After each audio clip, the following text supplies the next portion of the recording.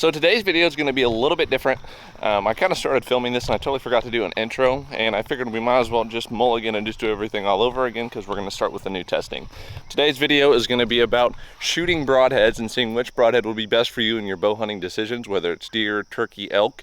We're going to go over 5 broadheads that I think are very easy to attain and good to find, and we're going to go ahead and get started. So without further ado, let's get into it. So we have multiple different types of broadheads. We have 4 blades, 3 blades, mechanicals, and single bevels. So we have kind of a wide spectrum that we're going to be testing, from being relatively cheap per broadhead to being pretty expensive. So with our testing, what we're going to be doing actually is we're going to be shooting through this jug of water. I have multiple jugs that we're going to be shooting through just to see kind of how the hole's looking and everything like that. And then just to see how durable they are, we got a 3/4 inch piece of plywood that we're going to be shooting directly into to kind of see how durable each one of these broadheads are, how effective they are when they'd be hitting bones, shoulder blades, anything of that sort. So without further ado, let's go ahead and start shooting our broadheads. First broadhead that we're going to be shooting is a Muzzy 4-blade with a trocar tip. I've been shooting these for a long time. I've killed quite a few animals with them, and I've even put people on with a lot of them. As you can see, it's a 4-blade cut on contact broadhead. Those are always you can't really fail with a cut on contact broadhead. They're always just like pretty much shooting a knife blade. It can't fail and it won't fail. So with these being said, this is a Muzzy 4-blade. These run, let me see, I have notes down here. These run $40 for 3, and based on all this information, this is from shields.com website. $40 for 3, so it runs you about $13 a piece for a broadhead. Not bad. What you get is a pretty well-built broadhead. My only downside to these is if you guys look at these blades, they're kind of like just bona fide razor blades. They're not anything like a hardened steel, but they do work and they do leave an excellent blood trail. If you guys haven't seen, I'll leave a video where we actually show a blood trail from this exact broadhead that my cousin Wesley shot, and you guys can get to see that it left a lot of blood on the ground. So the first broadhead we're going to be shooting, Muzzy 4-blade trocar tip. So for this test, let me back my camera lens up. For this test, we're going to be shooting every single broadhead at about 20 yards, directly at this jug that I showed you guys just a few moments ago, and into the plywood. We're going to keep it fair and simple for all of them. So without further ado, let's go ahead and get started with our first broadhead. All right, Muzzy 4-blade, right there is what we're going to be shooting.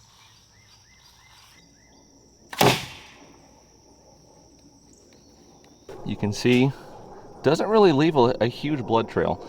It is bleeding out pretty steady, but with any amount of pressure, you can see what we're getting at here. Definitely not bad. So we just shot that Muzzy 4-blade, and here's kind of what we're looking at. I don't know how well you guys can kind of see the imprint of that. Here's what it's looking like when you actually pour water through it. You can see that hole, it's spraying a pretty good amount of foam. I just drenched my phone there. Pretty good amount of water's coming out of there. It's a pretty decent sized hole. So definitely a pass as far as blood. I've seen really good blood trails come out of these. Now let's talk about structural integrity of this broadhead. Being that we just shot through that jug and into a 3/4 inch of plywood, it passed all the way through.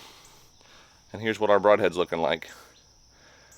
Now, there is actually, to my surprise, almost no damage to this broadhead. Being shot directly into a piece of plywood, you think it'd kind of screw some things up, but I would say you might have a slight bend in the top blade, but other than that, the trocar tip looks fine. You honestly could just sharpen this broadhead right back up and go shoot a deer or anything you want with it. So definitely a pass as far as durability.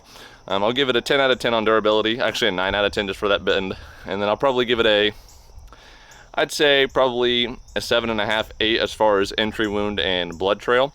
So without further ado, let's get on to the next broadhead. Overall, we're going to give this one a 8 out of 10.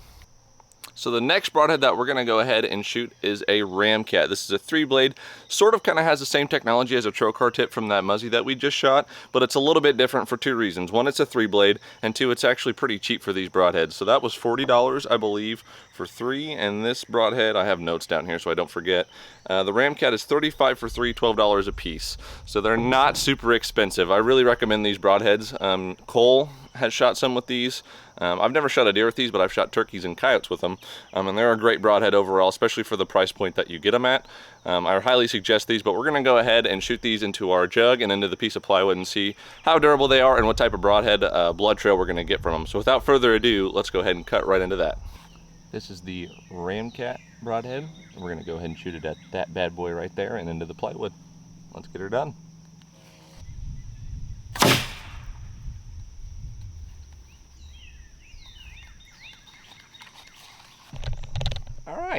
doesn't look too bad. Obviously, yet another straight pass through. And if you look, it's not really bleeding too much on the entry side here. In fact, it's not bleeding at all on the entry side.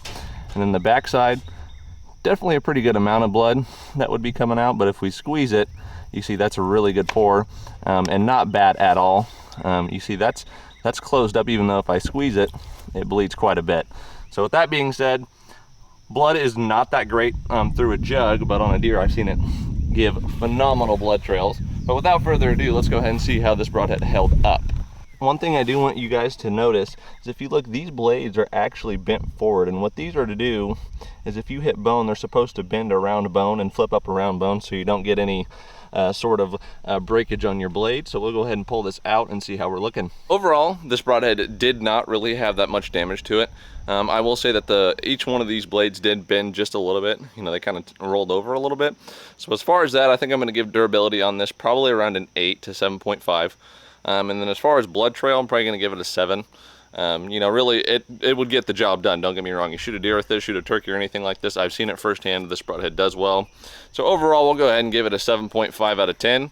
Definitely a passing. Definitely would consider taking this into the field deer hunting and turkey hunting. But without further ado, let's go ahead and move on to our next broadhead.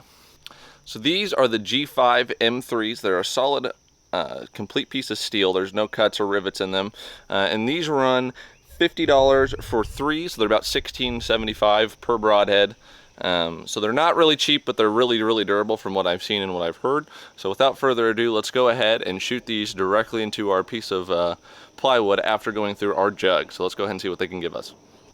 These are the Montec M3s up to bat, shooting through that jug, through that piece of plywood. Let's see what we get.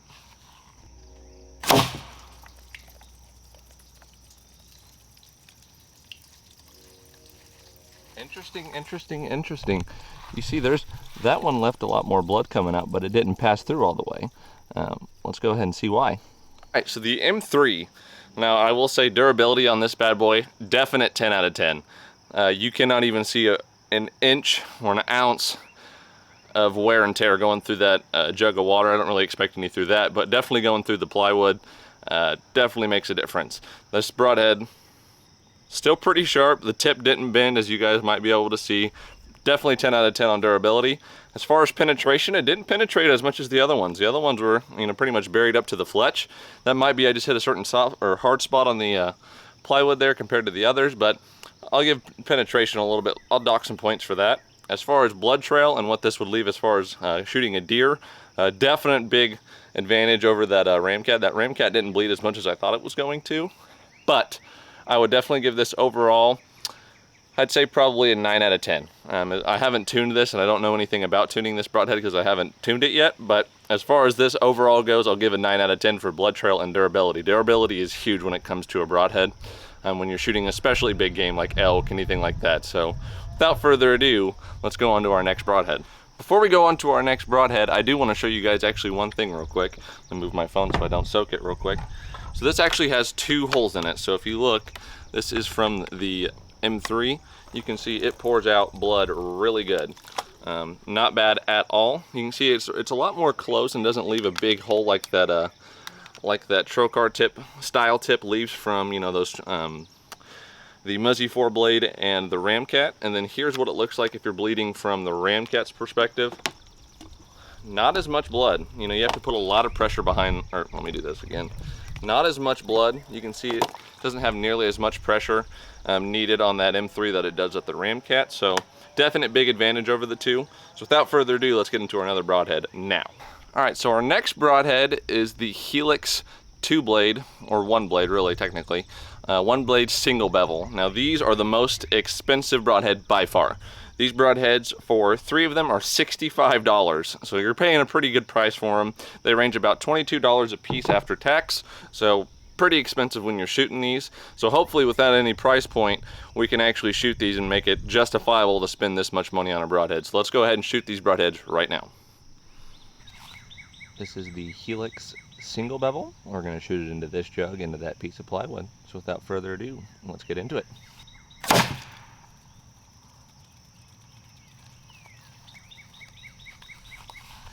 Very easily seeing that this bad boy bleeds them out.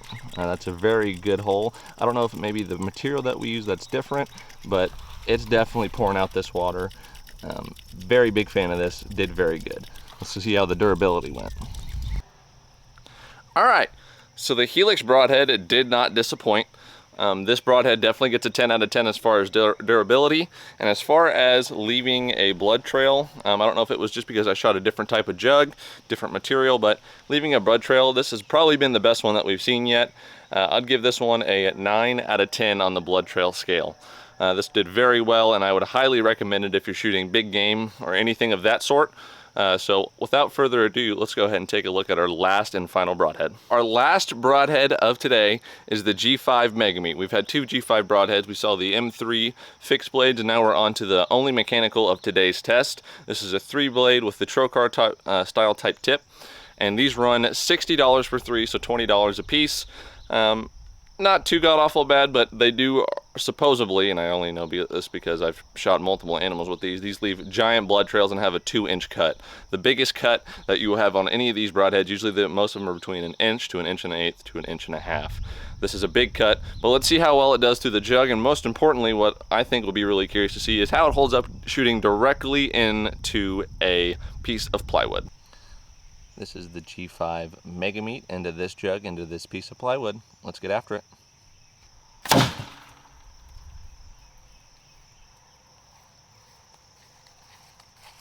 So that left a mega hole, as you guys might be able to see, and I'll show you kind of what we're looking at. This jug was low on water.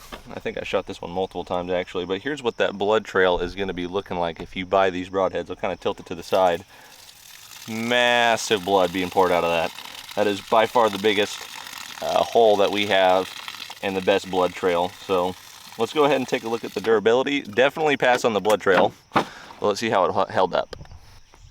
So we have our G5 Megameat here, or what's left of it. Durability on any mechanical broadhead is going to be pretty hard to get. I would say that this broadhead over on durability gets a 6. It still has one blade, and the other 2 blades are actually still in the piece of plywood over there. But our blood trail, that's something to be said. The hole that you get when you create a 2.5 inch to 2 inch cut, depending on how big your broadhead is and what grain you get, these things are phenomenal. I've actually shot and killed animals with these broadheads where I have not even hit anything vital like lung, liver, heart, or anything like that. They just die just based off 100% sheer blood loss. These broadheads right here, 2 inch cut, and I would give them a 10 out of 10. This is by far the best blood trail that I've had on any broadhead that I've ever shot at an animal or any sort of target testing or anything like that. Highly recommend these broadheads, and if you guys have not tried these, definitely give them a try. So despite all of these broadheads having their strengths and weaknesses, we're going to kind of go over an overview, which one that I like the most and which one that I like the least. I would say my #1 pick for anything small game, being like deer, coyote, and turkeys, is definitely going to be this G5 Megameat, despite the durability faults that it has. I've had great success with blood trails, hitting vital organs, and I've just seen some crazy stuff come from this broadhead, so I really like it. And then I would say for #1 overall for big game is probably going to be, without a doubt, this bad boy right here. Single bevel, leaves a phenomenal blood trail, and is extremely durable. These are great broadheads, and I highly suggest them. Now we're going to go to the M4 Montec, or not Montec, excuse me, M4 Muzzy 4-blade with the trocar tip. These are great broadheads for just about anything. I wouldn't take them for like elk or moose or anything like that, just because their blades, they're pretty thin. I mean, they have a tendency to bend under pressure, but they're still a great broadhead for deer. Highly suggest them. And then we're going to go to the Ramcats. These blades are pretty durable. They're not quite as durable as that M3 Montec I'm getting ready to show you guys, but they are more durable than that Muzzy blade, excuse me. I had to think about what I was saying there for a second. They do have that trocar tip. They don't leave a phenomenal blood trail, as you guys kind of got to see, but they do definitely leave a blood trail good enough to where you can see. I will say, any broadhead that you guys shoot, whether it be a Muzzy, Montec, anything like that, just any type of broadhead, you can kill animals with the field point as long as you put it in the right spot. No, I don't suggest that, but I'm just saying, if you put it in the right spot, you're going to get a good blood trail. You're going to find your animal, and it's going to be a clean, ethical kill. And all of these are no exception to that fact. They're all great broadheads, and they would all be very successful. Now, the last broadhead that we went through with the 10 out of 10 durability was the M3 Montec. Great broadhead. They left a really good blood trail, and it's very durable. The top three are going to be the two from G5, the Megameat for, you know, just the straight up amount of sheer blood loss that you get on the ground. The M3 for its durability and price point, and then for overall durability, price point, not really great at price point, but durability, blood trail, and everything, we're going to go with the Helix. So those are the three broadheads I'm really going to try to push to you guys. I think they're all great options. It just depends on how you tune your bow and if you tune in accordingly to each broadhead. So with that being said, I hope you guys loved today's video and you guys learned a little bit of something. I hope you guys really get some insight on these. I will leave links down to every single one of these broadheads so you can make an informed decision on whether to buy it or not and use it out in the woods for your next hunting adventure. With that being said, I hope everyone's doing super well, and I will catch y'all in the next video.